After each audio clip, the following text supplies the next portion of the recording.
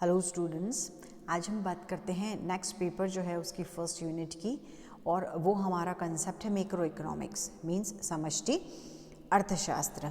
आज के लेक्चर में हम देखेंगे कि मैक्रो इकोनॉमिक्स क्या होती है, उसके डेफिनेशंस हम देखेंगे, उसका स्कोप देखेंगे हम कि उसका क्षेत्र क्या होता है ना, उसकी इम्पोर्टेंस देखेंगे कि उसका महत्व क्या है, और व्यष्टि और समष्टि जो है, माइक्रो और मैक्रो जो है, उसमें हम डिफरेंस देखेंगे, अंतर देखेंगे।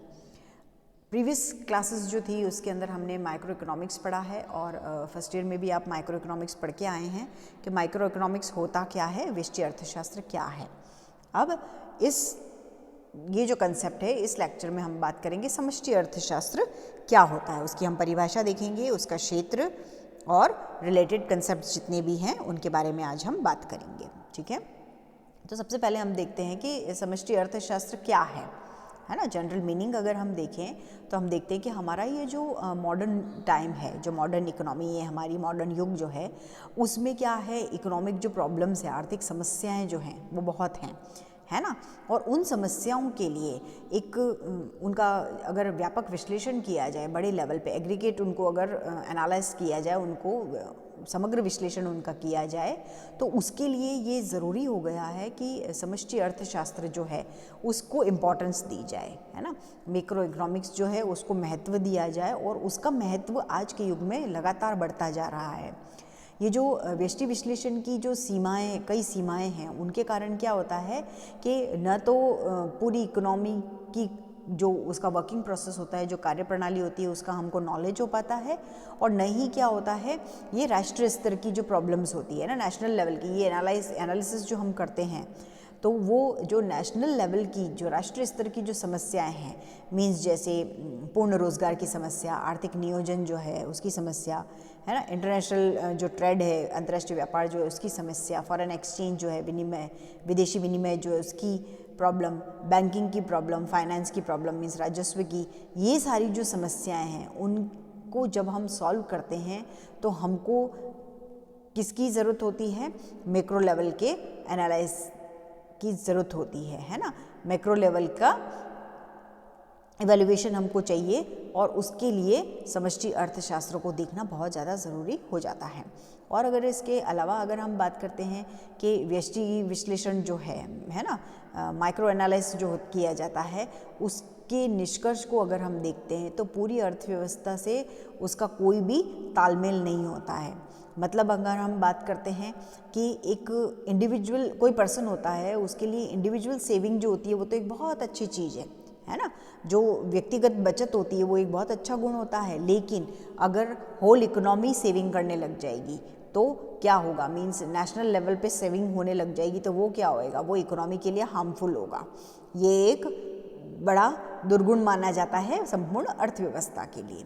ठीक है, तो जो आप जानते ही हैं कि 1930 में विश्वव्यापी मंदी आई थी, और उसमें ये डिक्लेयर हो गया था कि माइक्रो विश्लेषण जो किया जाता है ना, माइक्रो एनालिसिस जो किया जाता है, उसकी कई कमियां होती है, और उससे हम पूरे कंक्लूजन पे नहीं पहुंच सकते हैं। इसलिए क्या किया गया कि ये मैक्रो लेवल का जो कंसेप्ट था, मैक्रो एनालिसिस जो है, समष्टि विश्लेषण जो है, उसको इम्पोर्टेंस दी जाने लगी आफ्टर 1930, है ना, 1930 के बाद में। ठीक है, तो ये तो जनरल बात थी कि समष्टि अर्थशास्त्र के अंदर क्या क्या आ रहा है, और उसकी ज़रूरत क्यों पड़ रही है, why we need macro economics, है ना। अब हम बात करते हैं कि समष्टि अर्थशास्त्र की जो डेफिनेशंस होती हैं, है ना, अभी तक हमने जस्ट मीनिंग देखा है, अब हम बात करते हैं कि उसकी डेफिनेशन जो है वो क्या कहती है। ठीक है, तो जनरल कंसेप्ट अगर हम देखें तो क्या होता है कि ये जो है समष्टि अर्थशास्त्र, वो विश्लेषण की वो शाखा होती है जिसमें क्या होता है, अर्थव्यवस्था की जो समस्त इकाइयाँ होती है उनका समग्र रूप में अध्ययन किया जाता है, मतलब एग्रीगेट उनको स्टडी किया जाता है। और अगर और इजी कंसेप्ट अगर हम देखें तो हम कह सकते हैं कि समष्टि अर्थशास्त्र के अंतर्गत क्या होता है, संपूर्ण अर्थव्यवस्था से संबंधित समूहों का अध्ययन किया जाता है। जैसे हम बात करें नेशनल इनकम, नेशनल सेविंग, है ना, नेशनल एक्सचेंज, टोटल एम्प्लॉयमेंट, है ना, एग्रीगेट प्रोडक्शन, टोटल प्रोडक्शन की बात करें, टोटल कंजम्पशन की बात करें, है ना, जनरल प्राइस लेवल की बात करें, सामान्य मूल्य स्तर की बात करें, तो इन सब का अध्ययन समष्टि अर्थशास्त्र में किया जाता है। और इसके अंतर्गत क्या होता है, व्यवस्था का उसके संपूर्ण रूप में अध्ययन किया जाता है। ठीक है, मतलब इकोनॉमिक्स ऑफ एग्रीगेट्स इसे इसीलिए कहा गया है। इसमें वैयक्तिक जो इकाइयाँ होती है ना, इंडिविजुअल जो यूनिट्स होती है, उन पे कंसंट्रेशन नहीं होता है, उनका अध्ययन नहीं किया जाता है। उनके औसत जो होते हैं, उनके टोटल्स जो होते हैं, उनके एग्रीगेट्स जो होते हैं ना, उनके योगफल जो होते हैं, उनका अध्ययन इसके अंतर्गत किया जाता है। ठीक है, अब हम यहाँ पे एक प्रोफेसर बॉल्डिंग है इकोनॉमिस्ट, उनकी डेफिनेशन देखते हैं पहले कि he says macro deals not with individual quantities as such but with aggregates of these quantities, not individual prices but with price level, not with individual output but without national output. Okay, क्या कह रहे हैं वो कि macro deals not with individual quantities as such but with aggregates of these quantities, not individual prices but with price level, not with individual output but with national output. क्या कह रहे हैं वो कि समष्टि अर्थशास्त्र वैयक्तिक इकाइयों का नहीं बल्कि उनके योग मतलब उनके समूहों का अध्ययन करता है। क्या करता है, समष्टि अर्थशास्त्र वैयक्तिक इकाइयों का नहीं अध्ययन करता है बल्कि उनके जो समूह होते हैं, उनके जो योग होते हैं, उनका अध्ययन करता है। मतलब इसमें वो क्या कर रहे हैं कि व्यक्तिगत आय के स्थान पे क्या कर रहे हैं, उन्होंने इंडिविजुअल इनकम नहीं ली है, उसके स्थान पे उन्होंने क्या क्या है, नेशनल इनकम की बात की है। उन्होंने इंडिविजुअल प्राइस नहीं लिया है बल्कि जनरल प्राइस लेवल की बात की है। इंडिविजुअल प्रोडक्शन नहीं लिया, मीन्स व्यक्तिगत उत्पादन नहीं लिया है बल्कि नेशनल प्रोडक्शन की बात की है, राष्ट्रीय उत्पादन की बात की है। तो इसको बोल्डिंग ने क्या कहा है, इसको उन्होंने इस तरीके से एक्सप्रेस किया है। और उन्होंने अपनी जो भी उन्होंने आर्टिकल्स लिखे, बुक्स लिखी, उनमें उन्होंने ये एक्सप्रेस किया कि समष्टि अर्थशास्त्र क्या है, आर्थिक मात्राओं के योग व औसत जो होते हैं, उनकी जो प्रकृति होती है, उनके संबंध होते हैं, उनके व्यवहार जो होते हैं, उन पे डिपेंड करता है। ठीक है, फिर हम देखते हैं एक गार्डनर एक्ले थे, प्रोफेसर जी एक्ले, उन्हें गार्डनर एक्ले कहते हैं। और उन्होंने अपनी डेफिनेशन में क्या कहा है, तो उन्होंने ये कहा है कि समष्टि अर्थशास्त्र क्या होता है, आर्थिक मुद्दों पे व्यापक रूप से विचार करता है ना। जितने भी इकोनॉमिक फैक्ट्स होते हैं, है ना, इकोनॉमिक जो मुद्दे होते हैं, उन पे व्यापक रूप से बड़े लेवल पे विचार करता है। और इसका संबंध आर्थिक जीवन के संपूर्ण पहलुओं या आयाम से होता है। इकोनॉमिक जो फैक्टर्स हैं, उसके जितने भी कंसेप्ट होते हैं, जितने भी पहलू होते हैं, उनको सबको इसके अंदर इंक्लूड किया जाता है। यह आर्थिक अनुभव के हाथी के व्यक्तिगत अंगों के कार्य संचालन, आकार और पहचान की अपेक्षा उसके कुल आकार, शक्ल और संचालन का अध्ययन करता है। मतलब बड़े लेवल पे ये उसको देखता है। ठीक है, और वो आगे ये कह रहे हैं और उन्होंने इसको और डिस्क्राइब किया है कि समष्टि अर्थशास्त्र के अंतर्गत क्या होता है, संपूर्ण अर्थव्यवस्था के योगों से छोटे योगों का भी उपयोग होता है। और वे छोटे योग जो होते हैं, वे संपूर्ण अर्थव्यवस्था के योगों को सब पार्ट्स में डिवाइड कर देते हैं। मीन्स वो क्या कहना चाह रहे हैं, वो ये कह रहे हैं कि macro economics uses aggregates smaller than for the whole economy but in a context which makes them subdivision of an economy with total। मतलब क्या कि समष्टि अर्थशास्त्र आर्थिक व्यवस्था का उसके समग्र या संपूर्ण रूप से अध्ययन करता है। और इसी लिए उसको क्या कहते हैं, एग्रीगेट इकोनॉमिक्स कहते हैं, समष्टिकृत समग्रीकृत अर्थशास्त्र कहते हैं। ठीक है, इसे क्या कहा जाता है, इकोनॉमिक थियरी के रूप में भी देखा जाता है ना। क्या कहते हैं, इकोनॉमिक थियरी के रूप में भी इसको हम देखते हैं। ठीक है, तो ये तो क्या थी, इकोनॉमी जो है, मैक्रो इकोनॉमिक्स जो है, उसकी हमने डेफिनेशंस देखी है। गार्डनर एक्ने की और बॉल्डविन की डेफिनेशन हमने देखी थी। ठीक है, अब हम बात करते हैं कि जो मैक्रो इकोनॉमिक्स है उसका स्कोप क्या है, समष्टि अर्थशास्त्र जो है उसका क्षेत्र क्या रहा है। आय और रोजगार का सिद्धांत उसका क्षेत्र है। देखते हैं हम, theory of income and employment. मतलब इसके अंदर क्या होता है कि आय और रोजगार के जो स्तर होते हैं उनका निर्धारण करना, उनकी समस्याओं का निर्धारण करना, उनके जो तत्व होते हैं उनका विश्लेषण करना, उन सबको इसके अंदर देखा जाता है। मतलब इसमें अगर हम इन शॉर्ट बात करें तो consumption function, production function, investment function, ठीक है। इसके अंदर मल्टीप्लेयर, इन सबको देखा जाता है, मतलब उपभोग फलन, विनियोग फलन, गुणक, उत्पादन फलन, इन सबको इसके अंदर देखा जाता है, ठीक है। फिर हम बात करते हैं कि ये क्या है, सामान्य मूल्य स्तर का सिद्धांत है कि समष्टि अर्थशास्त्र जो होता है उसमें सामान्य मूल्य स्तर के निर्धारण के साथ साथ क्या होता है, इन्फ्लेशन, डिफ्लेशन, ये सब होते हैं ना, मुद्रास्फीति, अवस्फीति, इनको भी हमने प्रीवियस लेक्चर्स में क्लियर किया हुआ है कि मुद्रास्फीति क्या है, मुद्रा अवस्फीति क्या है, संकुचन क्या है, ये सब, इन सबको इसके अंदर देखा जाता है। फिर हम बात करते हैं कि क्या है आर्थिक विकास और नियोजन का सिद्धांत है, थियोरी ऑफ इकोनॉमिक डेवलपमेंट। मतलब अर्थव्यवस्था में क्या होता है, विकास और नियोजन के सिद्धांत जो होते हैं वो समष्टि अर्थशास्त्र के क्राइटेरिया में ही आते हैं और इनके अंदर ही विकास और नियोजन की जो स्ट्रैटेजी तैयार की जाती है, जो सिद्धांत देखे जाते हैं, उनको डिस्क्राइब किया जाता है, ठीक है। आर्थिक विकास और नियोजन के सिद्धांत की हमने बात की थी। देन हम देखते हैं कि थियोरी ऑफ इंटरनेशनल ट्रेड है ना, कि अंतर्राष्ट्रीय व्यापार और विदेशी विनिमय का सिद्धांत। तो ये जो सिद्धांत है इसमें हम देखते हैं कि अंतर्राष्ट्रीय व्यापार के सिद्धांत, व्यापार शर्तें, विनिमय दरों का निर्धारण जो किया जाता है, उनमें जो वेरिएशन होता है उनको एनालाइज किया जाता है, उनमें विदेशी विनिमय जो होता है उसको किस तरीके से कंट्रोल किया जाता है, ऐसी सारी प्रॉब्लम्स उसके अंदर देखी जाती है। देन फिर हम देखते हैं कि थियोरी ऑफ ट्रेड सर्कल, व्यापार चक्रों का सिद्धांत, कि अर्थव्यवस्था में क्या होता है, जो भी उतार चढ़ाव होते हैं, जो भी वेरिएशन होते हैं, उनका विश्लेषण किया जाता है और ये जितने भी चक्र हैं उनमें वेरिएशंस जो होता है उनके लिए उपाय ढूंढे जाते हैं, उनमें उनके लिए फिर मौद्रिक नीति, राजकोषीय नीति, व्यापार नीति जो होती है ना, ट्रेड पॉलिसी, फिस्कल पॉलिसी है ना, मॉनेटरी पॉलिसी, इन सबको देखा जाता है और इनके द्वारा उनको सॉल्व करने की कोशिश की जाती है।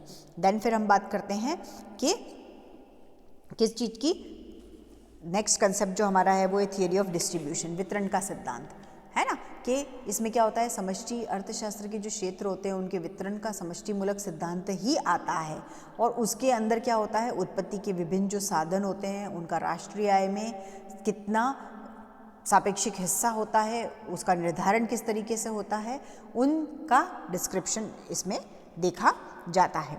देन फिर हम बात करते हैं कि मुद्रा और बैंकिंग का सिद्धांत है ना, principles of money and banking. तो उसमें हम देखते हैं कि अर्थशास्त्र का जो क्षेत्र होता है उसमें मुद्रा और बैंकिंग के सिद्धांत को भी इंक्लूड किया जाता है। इसके अंदर जितनी भी मौद्रिक व्यवस्थाएं होती है, फिस्कल जितने भी सिस्टम्स होते हैं, वो इसके अंदर क्रेडिट कंट्रोल किस तरीके से किया जाता है, साख नियंत्रण कैसे होती है, साख व्यवस्था कैसे देखी जाती है, बैंकिंग के सिद्धांत जो होते हैं वो क्या होते हैं, सेंट्रल बैंक जो होता है उसका सिस्टम किस तरीके से चलता है, उसका वर्किंग प्रोसेस क्या है, मीन्स उसकी कार्यप्रणाली क्या है, आर्थिक वित्त क्या होता है, उन सबको इसके अंदर देखा जाता है, ठीक है। तो हमने देखा है, फिर ये हम बात करते हैं, लास्ट एक कंसेप्ट हमारा रह गया है थियोरी ऑफ पब्लिक फाइनेंस, राजस्व का सिद्धांत है ना। तो इसमें हम देखते हैं कि इसके अंदर क्या होता है कि मैक्सिमम जो सोशल वेलफेयर है ना, अधिकतम सामाजिक कल्याण जो है उसकी दृष्टि से क्या देखा जाता है, उसके अकॉर्डिंग क्या देखा जाता है कि जो पब्लिक एक्सपेंडिचर हो रहा है वो कितना हो रहा है, सार्वजनिक व्यय कितना हो रहा है, इनकम कितनी हो रही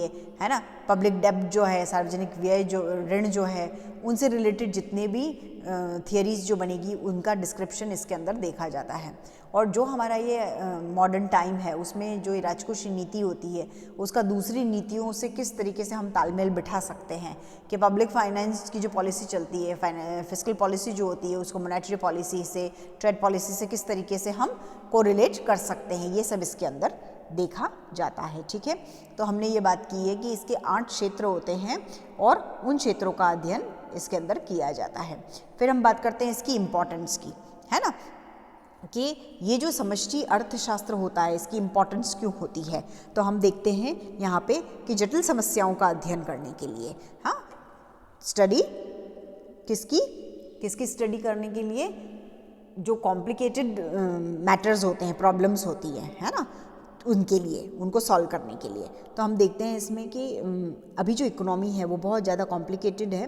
क्यों? क्योंकि उसके अंदर क्या होते हैं, आर्थिक तत्व जो होते हैं वो एक दूसरे पर डिपेंड करते हैं, इकोनॉमिक फैक्टर्स जो हैं वो एक दूसरे पर डिपेंड करते हैं। और समष्टि अर्थशास्त्र विश्लेषण की सहायता से क्या होता है, हमको कंप्लीट एम्प्लॉयमेंट, जो ट्रेड सर्कल है, व्यापार चक्र है, उन सब की ये जो समस्याएं होती हैं उन प्रॉब्लम्स को हम इजीली इसमें स्टडी कर सकते हैं, इसलिए ये इम्पॉर्टेंट है। देन फिर सेकंड हम देखते हैं कि आर्थिक नीतियों के निर्माण में सहायक किसमें सपोर्ट करता है, ये इकोनॉमिक पॉलिसीज़ जो होती है उनमें, है ना। तो उसमें हम देखते हैं कि सरकार का मेन काम क्या होता है, कुल रोज़गार, कुल आय जो होती है, सामान्य कीमत स्तर होता है, व्यापार के सामान्य स्तर आदि पे नियंत्रण करना होता है, उन पे कंट्रोल करना होता है। और समष्टि अर्थशास्त्र क्या है, सरकार को आर्थिक नीतियों में सहायता पहुंचाता है। ये जो मैक्रो इकोनॉमिक्स कंसेप्ट है ये गवर्नमेंट को इनके लिए हेल्प करता है। नेक्स्ट हम देखते हैं कि व्यष्टि अर्थशास्त्र का सहायक है, ये किसका सपोर्टर है, माइक्रो इकोनॉमिक्स का। मैक्रो इकोनॉमिक्स किसका सपोर्टर रहा है, माइक्रो इकोनॉमिक्स का। क्यों? क्योंकि व्यष्टि आर्थिक विश्लेषण में ही समष्टि अर्थशास्त्र को देखा जाता है कि एक उत्पादक अपने उत्पादन के संबंध में कोई भी निर्णय वगैरह लेता है तो उसका उस समय क्या होता है, कुल उत्पादन के व्यवहार से वो प्रभावित होता है। छोटे छोटे लेवल का कंसेप्ट हमको देखना ही है और उनको एक उत्पादक जो होगा, एक प्रोड्यूसर जो होगा, एक कंज्यूमर जो होगा, उनका प्रोडक्शन, उनका कंजम्पशन हम देखेंगे और उससे रिलेटेड हम क्या करेंगे, मैक्रो लेवल तक हम पहुंचेंगे।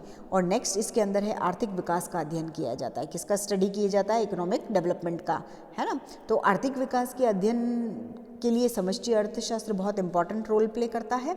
समष्टि आर्थिक विश्लेषण के आधार पे ही क्या होता है, अर्थव्यवस्था के आर्थिक विकास के संसाधन जो होते हैं, उनकी क्षमताएं जो होती हैं, उनको एवेल्युएट किया जाता है कि उनका कैपेसिटी कितनी है, उनके सोर्सेस हमारे पास कितने हैं, है ना। कि जैसे राष्ट्रीय आय, राष्ट्रीय उत्पादन, रोजगार के स्तर में वृद्धि करने की जो योजनाएं बनाई जाती है वो इसी से क्रिएट होती है, किससे, इकोनॉमिक डेवलपमेंट के अध्ययन करने से। ठीक है, तो ये तो बात क्या थी, उसकी इम्पोर्टेंस क्या क्या है। अब लास्ट कंसेप्ट इसके अंदर आज के लेक्चर में हम देखते हैं कि व्यष्टि और समष्टि जो अर्थशास्त्र है उनमें डिफरेंस क्या है, उसमें अंतर क्या है।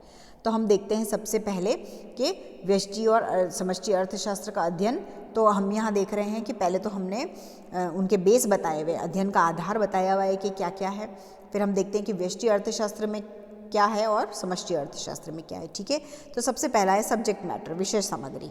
तो व्यष्टि अर्थशास्त्र में व्यक्तिगत आर्थिक इकाइयाँ जो होती है ना, इंडिविजुअल जो यूनिट्स होती है, उनका हम स्टडी करते हैं। जैसे एक कंज्यूमर की स्टडी हो रही है, प्रोडक्शन तो एक यूनिट प्रोडक्शन की स्टडी हो रही है, इस तरीके से, है ना, एक छोटी सी फॉर्म की स्टडी ऐसे। और समष्टि अर्थशास्त्र में क्या होता है, तो समष्टि अर्थशास्त्र में क्या होता है, संपूर्ण अर्थव्यवस्था का, होल इकोनॉमी का अध्ययन किया जाता है।